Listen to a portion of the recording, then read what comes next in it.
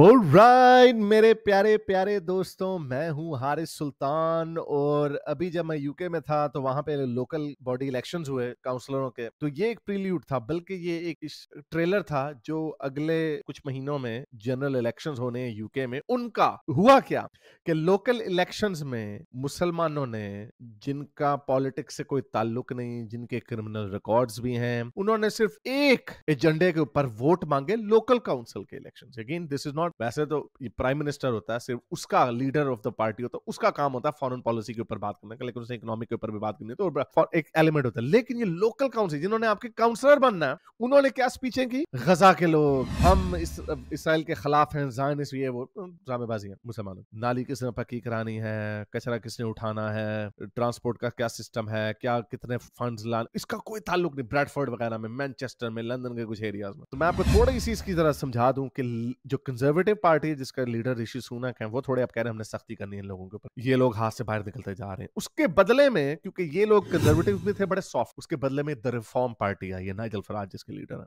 वो कह रहे हैं हमने इनकी धज्जियां उड़ा देनी है, हमने सख्त बैन लगाने हैं मुसलमानों के ऊपर, ये वो फलाना। वो थोड़ा और सख्त है। प्रॉब्लम क्या हो रही है कि उनका वोट टूट सकता है जनरल इलेक्शन में, कंजर्वेटिव, और उसका वोट जो है वो टूट रहा है। उसका बेनिफिशियरी कौन हो सकता है? The Labour Party. Labour Party का हेड कौन है? Sir Keir Starmer. अब लेबर पार्टी वो लेफ्ट की पार्टी है, मुसलमानों का साथ देती है, माइनॉरिटीज का साथ देती है, प्रो एलजीबीटीक्यू होती है। अब लेफ्ट की प्रॉब्लम ये हो गई है कि एक डीमन जो मोमिनों का है उसको भी साथ लेके चलना है, और एलजीबीटीक्यू मॉब है उनको भी साथ लेके चलना है, क्योंकि लेकिन मोमिन जो है वो बाज नहीं आता, गेज जो है पन्नो है ना लगता। तो वहां पे भी थोड़ी सी अवेकनिंग आ रही है। इसराइल गजा का जो पंगा है, इसलिए मैं आपको कहता हूं बड़ा क्रूशल है। उसमें अब लेबर पार्टी को भी कुछ स्टेटमेंट देनी थी प्रो गजा के, क्योंकि लेफ्ट की एक वेव है। अब जाहिर बात है लेबर पार्टी एकदम से शिप तो नहीं बदल सकती, तो उन्होंने सीज फायर के अगेंस्ट स्टेटमेंट दी थी नवंबर में कीयर स्टारमर। तो लोगों ने बड़ा, मुसलमानों ने शोर शराबा मचाया, मुसलमानों का हम अब से लेबर पार्टी को सपोर्ट नहीं करेंगे। तो बहुत बड़ी एक पॉपुलेशन कंस्टिट्यूएंसी है हमारी, इंडिया पाकिस्तान की तरह का उनका वोटिंग सिस्टम।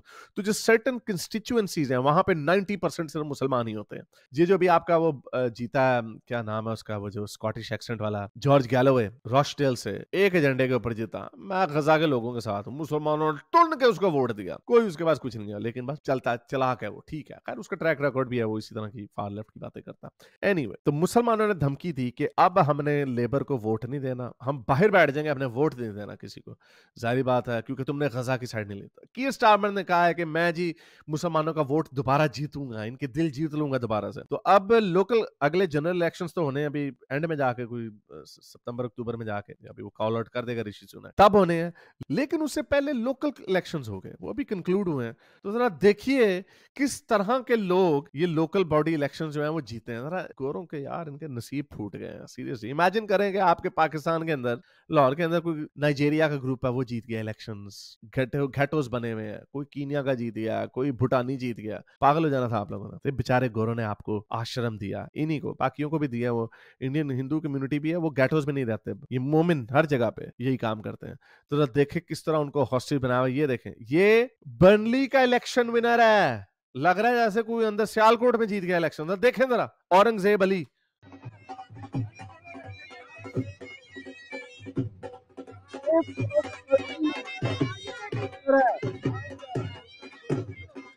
तो इन्होंने क्या किया जी, जरा आपको इस तरह के थोड़े और भी दिखा देते हैं, बांदर किला घिड़ाना ले।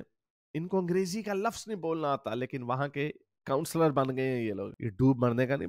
अभी इसकी मैं आपको इसकी वजूहात भी बताता हूँ क्या, लेकिन ये देखें। फैसले का दिन है जब हमने प्रूफ करना है कि हम फलस्तीन के अवाम के साथ खड़े हैं, हम शहबाज सरवर के साथ खड़े हैं, वर्कर पार्टी के साथ खड़े हैं। हमारा वोट ही हमारी आवाज़ बनेगा, और हमारा यही एक हिस्सा पड़ेगा कि उन मजलूमों की हम आवाज़ बने। वो तू काउंसलर है, तेरा मजलूमों की, काउंसलर का क्या काम है मजलूमों की आवाज फॉरेन फेज में डालना? नहीं, इनको कोई इससे इंटरेस्ट नहीं है, उस मुल्क के लॉयल नहीं है। ये बड़ी बेशर्म कौम है, आई हैव टू से। लोकल इलेक्शन अब माई जीत गई है लोकल इलेक्शन। रुबेना इकबाल आ जीत गई या किथे दे के समवेयर, मेरा ख्याल मैनचेस्टर में या पता नहीं कहां पे, ये पिछला वाला मैनचेस्टर में था। हाँ, ये भाई उसी के आगे खड़ी हुई है। लोकल इलेक्शन, ये आंटी जीत गई हैं मैनचेस्टर के इलेक्शंस। इलेक्शन हो रहे हैं। तो अच्छा, हम इधर लॉन्ग साइड में ईस्ट रोड के पोलिंग स्टेशन के बाहर खड़े हैं। तो इधर लोग अपना अपना वोट कास्ट करने के लिए आ रहे हैं।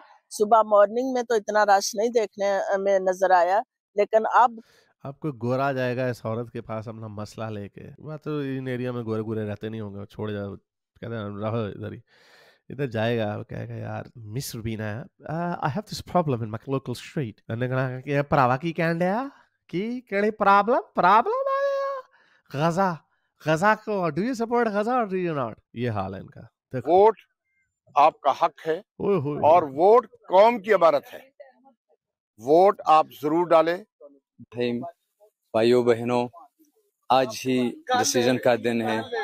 तो ये लोग, इनको किसी को अंग्रेजी बोलनी नहीं आती, ये लोग वहां पे चले गए इलेक्शन जीतने। एनीवे, तो बहुत सारे लोग यही कहेंगे कि हाँ भाई कीतियां आगे आ रही हैं, इंग्लैंड का बेड़ा गर्क हो गया, और इसने बहुत सारे लोगों को झंझोड़ के रख दिया है यूके में। तो इसका सोल्यूशन क्या है? मैं आपको एक छोटी सी एग्जांपल देता हूँ, और ये मैंने कहीं और पे भी अभी देख रहा था अभी मैं, कि ऑस्ट्रेलिया में जो वोटिंग टर्नआउट होता है वो 90 से 92% के करीब होता है। पूरी दुनिया में सबसे ज्यादा यहीं पे होता है। उसकी वजह क्या है? क्योंकि कंपलसरी है।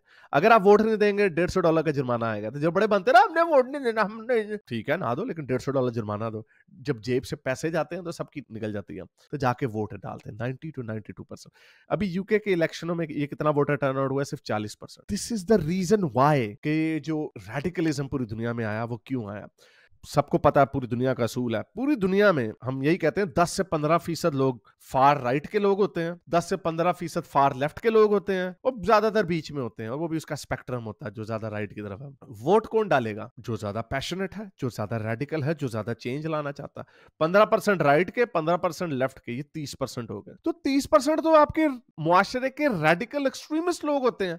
तो अगर आपके 40% लोग वोट डाल रहे हैं, तो उनमें से उसमें से 90% जो है वो तो रेडिकल लोग हैं, जो फार लेफ्ट के हैं या फार राइट के हैं। जो बीच के लोग हैं, जो सेंसिबल लोग हैं, वो तो वोट ही नहीं डाल रहे। और अमेरिका में भी ऐसे ही होता है, 40-50% वोटर टर्नआउट होता है। मोस्टली लोग जो मिडिल के लोग होते हैं ना, उनको परवाह नहीं होती, यार I don't care about politics, यार वो फलाना ढिंग। लेकिन मैंने ऑस्ट्रेलिया में देखा लोगों को, हर बंदे को वोटिंग दिनों में हम पूछते होते थे, यार किसको वोट डालने जा रहे हो? I don't have any interest but I think I will vote labour. उसके अंदर भी बड़ी एक प्रॉब्लम ये होती है कि लोग ज्यादा सोच समझ के वोट नहीं डालते। उस हफ्ते जो उन्होंने खबर देख ली उसके ऊपर वोट डाल देंगे, लेकिन वो रेडिकल नहीं होते वो लोग। Those people are not radical people. यही वजह है कि अमेरिका में और पूरे वेस्ट में, जहां पे कंपलसरी वोटिंग नहीं है, वहां पे जो लेफ्ट या राइट का जो स्विंग आता है वो बड़ी तेजी से आता है। ऑस्ट्रेलिया में अक्सर सवाल पूछता हूँ कि why is Australia so different? Australia is very different, I am telling you from my experience. मैं जितना ट्रैवल करता हूँ मैं आपको बता रहा हूँ, ये बहुत डिफरेंट है। यहाँ पे, यहाँ की पुलिस भी वैसी नहीं है, डरती नहीं है, ओ जी जिस तरह यूके में डरती है, ओ जी ये हो जाएगा वो हो जाएगा ना। यहाँ पे अभी भी कुछ सेन माइंड्स बैठे हुए हैं। उसकी वजह ये है कि हमारा पॉलिटिकल, फॉर एग्जांपल रेफ्यूजीज के ऊपर, कश्तियों के ऊपर कोई पागल नहीं होता। यहाँ पे भी फार लेफ्ट के लोग हैं, LGBTQ मॉब भी है, यहाँ पे भी प्रो रेफ्यूजी लोग हैं बहुत ज्यादा। अगेन ये होना गलत नहीं है, लेकिन इसकी एक्सट्रीम एंड है। सारों के लिए आ जाओ, दरवाजे खोल दो, यहाँ पे भी लोग हैं, सारों को आने दो, जितने लोग आने दो, हमारा मुल्क ऑस्ट्रेलिया बहुत बड़ा ना। ताड़ी ऐसी चुप करके बैठो। उसकी वजह ये हमारी जो पॉलिटिकल एस्टेब्लिशमेंट है वो स्ट्रांग है, क्योंकि वो लेफ्ट और राइट की उस तरह हाईजैक नहीं होती। 90% वोट पड़ रहा है यहाँ पे। 90% ऑस्ट्रेलिया की आबादी ने आखिरी इलेक्शनों में वोट दिया, 2021 में हुए थे शायद या 22 में। कोई प्रॉब्लम, मैं उसे बाहर था इसलिए मैंने वोट नहीं डाला था, मेरा पहला इलेक्शन था जिसमें मैंने वोट नहीं डाला। तो बहरहाल ये उनको नजर आ रहा है कि ये क्या हो रहा है। क्या यही चीज जनरल इलेक्शंस में भी आएगी? एक तरफ द रिफॉर्म पार्टी, उन्होंने कहा हमने धज्जियां उड़ा देनी है। कंजर्वेटिव पार्टी कह रही है हमने इनके ऊपर अब नजर रखनी है। लेबर पार्टी जो कहती है हमने आसान रखना। तो मुसलमानों ने अब क्या किया? ये वोट जीतने के बाद मुसलमानों ने धमकी लगाई है लेबर पार्टी को। उन्होंने 18 डिमांड्स रखी हैं उनके सामने। आ रहा है 18 डिमांड्स उन्होंने क्या रखी हैं कि हमारा मुस्लिम वोट है, एक हम 7-8% आबादी है, और कुछ कंस्टिट्यूएंसी में, यार कंस्टिट्यूएंसी पॉलिटिक्स में आपको पता है कि कुछ सीटें मैटर करती हैं पार्लियामेंट्री डेमोक्रेसी में। तो इन कंस्टिट्यूएंसी से 6-7% ओवरऑल पॉपुलेशन मैटर नहीं करती, 20-22 सीटें मैटर करती हैं। 20-22 सीटें, इतनी ज्यादा सीटें हैं कि पागल हो जाए लोग। तो वो सीटें जो हैं वो अगले इलेक्शंस को डिटरमिन करेंगे। अब ये कीयर स्टारमर है, ठीक है, ये लेबर पार्टी का लीडर है। अब इसने दरमियानी लाइन टो की, ना इसराइल को छेड़ूंगा ना गजा को अबैंडन करूंगा। मुसलमान का ताड़िया सीधे। ये ग्रीन पार्टी का काउंसलर है। अब ग्रीन पार्टी, मैं I would love to know कि इसकी एनवायरनमेंट के ऊपर क्या पॉलिसी है। ग्रीन पार्टी का ये देखो इनका हाल। Not be silent. We will raise the voice of Gaza. We will raise the voice of Palestine. Allahu Akbar. Allahu Akbar. तो बहरहाल इन्होंने डिमांड्स रखी कियर स्टारमर के सामने कि तुमने जो जेनोसाइड को ग्रीन लाइट दी थी अक्टूबर नवंबर में, जो मैंने आपको बताया, उसने उसको कंडेम नहीं, उसने ये नहीं कहा था कि सीज फायर के लिए फोर्स नहीं किया था, बाद में कर दिया था लेकिन उस वक्त नहीं किया था। तो कह रहा है उसके लिए अपॉलॉजीज करो, उन कंपनीज के ऊपर सैंक्शंस लगाओ जो so called occupied territories, not so called, I think they are occupied territories, उन कंपनीज के ऊपर लगाओ सैंक्शंस और सेटलर्स के ऊपर सैंक्शंस लगाओ। I think this is fair enough as a voter group to demand. I think this is fair, ये मुझे इससे कोई प्रॉब्लम नहीं है। मुझे जो काउंसलर्स के जो इलेक्शंस है ना, ये ब्लैकमेलिंग, मुझे उससे प्रॉब्लम है। ये जो डिमांड है, I think it's fair enough. और जो लोग टू स्टेट सोल्यूशन पर बिलीव करते हैं, they would also share the same. America ने भी मेरा ख्याल भी सेटलर्स के ऊपर पाबंदियां लगाई हैं कि जो सेटलर्स वापस आएंगे हम उनके ऊपर जेल्स वगैरह डालेंगे। ट्रैवल बैन लगाओ सारे इस्राएली पॉलिटिशियंस के ऊपर जिन्होंने ये जंग लड़ी। क्यों भाई, क्यों अपने मुल्क को बचाने के लिए? क्या तुम्हारे पाकिस्तान के ऊपर लगनी चाहिए, इमरान खान के ऊपर, या जिनके जो मर्जी तुम्हारा हीरो, क्या लगनी चाहिए जो उन्होंने ऑपरेशंस किए हैं? ये क्या बात हुई? And military ties with Israel. Again this is as a voter you can ask this. अब ये देखें, ये बदमाशी। Issue guidance that Muslims are allowed to pray at school. अभी पिछले दिनों एक वाकया हुआ था, मैंने इंग्लिश चैनल के ऊपर कवर किया था। एक कैथरीन बिरबल सिंह, एक खातून है, उनका एक स्कूल है, उन्होंने एक बच्चों को कहा भैया तुम यहाँ पे नमाज नहीं पढ़ सकते, नमाजें नमूजे ना यहाँ पे नमाज पढ़ी जाएगी, ना मंदिर बनाया जाएगा, ना यहाँ पे चर्च बनाया जाएगा, घर जाके नमाजें पढ़ो, ये हमारा सेकुलर स्कूल है। मुसलमानों की वही बदमाशी ले गए उसको अदालत में, अभी पिछले महीने की बात है, वो अदालत में केस जीत गई। तो ये बड़ा इशू बना इंग्लैंड में। तो मुसलमानों को बड़ी तकलीफ हुई कि भाई ये क्या है जी, हमें पेल दिया आपने वगैरह वगैरह। तो उसके बदले में यहाँ पे ये कहा जा रहा है कि उनको इजाजत दी जाए स्कूलों में नमाज पढ़ने की। ना, नहीं होगा, घर जाकर नमाज पढ़ो, भाग जाओ नहीं तो। Remove extremism definition government introduce. अभी एक्सट्रीमिज्म की एक डेफिनेशन गवर्नमेंट ने, ऋषि सुनक की गवर्नमेंट ने डाली। उसका मतलब यह था कि जो लोग प्रोस्क्राइब्ड, जो बैंड ऑर्गेनाइजेशंस हैं उनको सपोर्ट करती हैं, हमास की फेवर में लगाती हैं, जो ऑर्गेनाइजेशंस उनके साथ मुंसलिक है, हम उनको गवर्नमेंट की एड नहीं देंगे। ये है न्यू डेफिनेशन एक्सट्रीमिज्म की।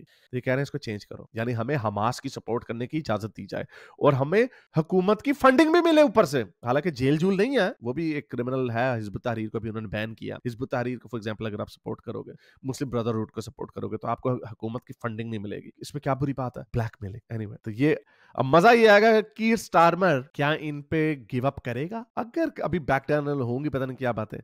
अच्छा जी, इंश्योर करो कि जो इंश्योरेंस कंपनियां जो कोट करती है ना मुसल मोहम्मद नाम की, उसकी इंश्योरेंस का प्रीमियम नहीं बढ़ाएंगे। आई एम 100% सर्टेन कि there is no such thing. लेकिन ये इतने पागल हैं कि ये कंस्पिरेसी थ्योरी इन्होंने बनाई होगी कि जिसका नाम मोहम्मद इंश्योरेंस के में डालोगे तो उसकी ना प्रीमियम बढ़ा देते हैं। ऐसा हो ही नहीं सकता, हो ही नहीं सकता ऐसा, क्योंकि अगर ऐसा होगा तो उनकी कहीं पे रिटर्न पॉलिसी होगी और वो under freedom of information you can extract that. There is no such thing as that. Without even investigating this I can put my neck on the line कि there is no such thing as that. आपकी driver history matter करती है। There are so many variables which matter when you are applying for insurance. तो anyway, तो इस तरह की इन्होंने डिमांड्स रखी। एक ये बड़ी मजे की डिमांड है, increase council and public health funding for the 10% most deprived areas in the country to finally address systematic and chronic health inequities is detailed in the Marmot review and revisited by the Health Foundation. I think there's more of an internal issue. There might be some underdeveloped areas.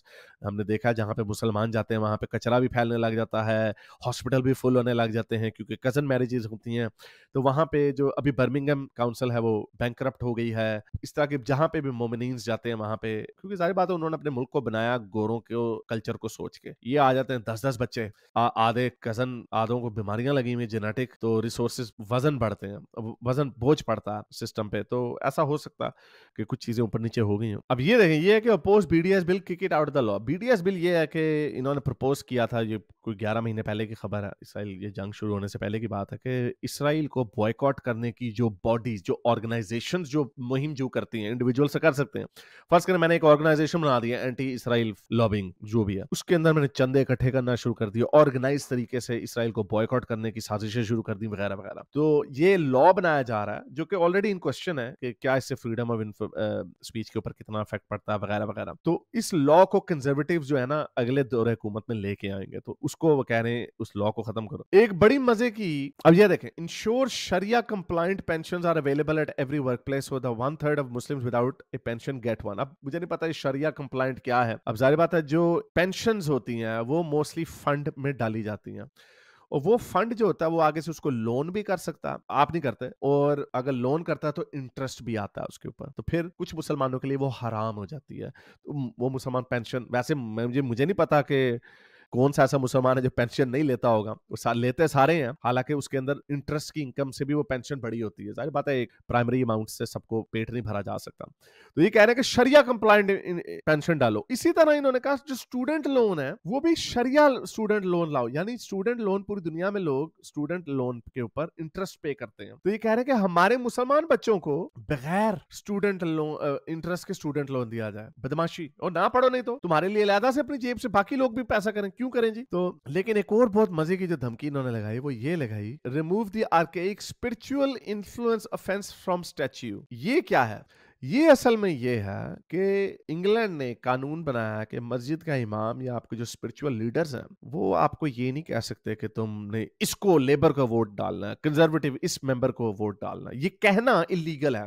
लेकिन आपको पता है जो kinship वाले ये बरादरी वाला जहाँ पे सिस्टम है, ये पेंडे बाहर के मुल्क में भी आके बरादरी सिस्टम में रहते हैं, तो ये जो हमारे मुल्कों की जो गंदी हरकतें ये इनको कॉपी पेस्ट कर रहे हैं उन आजाद मुआशरों की जिनकी एग्जाम्पलें पाकिस्तान में दी जाती थी कि वहां पे बरादरी सिस्टम नहीं है, देखो वहां पे इसलिए वो तरक्की कर गए, अब वहां पे बरादरी सिस्टम। तो उन्होंने इसको खत्म करने के लिए कहा कि आप ये नहीं मस्जिद का इमाम कह सकता कि लेबर को वोट दो, ये कह रहे हैं उसको खत्म कर दो। यानी जो स्पिरिचुअल लीडर्स हैं उनको इजाजत दो कि वो रेकमेंड कर सकें कि लेबर को वोट डालना है या कंजर्वेटिव को वोट डालना। तो import third world become third world, that is the problem. और ये देख लें उसका नतीजा क्या निकल रहा कि, लेकिन मैं फिर आपको बताऊं कि जैसे मैंने आपको शुरू में बताया कि अगर ये कंपलसरी वोटिंग कर देना तो बहुत सारी प्रॉब्लम्स इनकी सॉल्व हो जाएंगी। जो मिडल के लोग हैं जो वोट नहीं डालते वो फिर भी, क्योंकि उनकी भी अपब्रिंगिंग है, नॉर्म्स है, वो फार लेफ्ट के वोकीज नहीं है, इसलिए वो सेंसिबल चीजों को ही वोट देंगे। तो एक एडिशन कर दें अगर कि मैंडेटरी है हर एक के लिए वोट डालना, फिर देखें इनकी किस तरह चीखें लगती हैं, और तब हम ये काबू पा जाएंगे।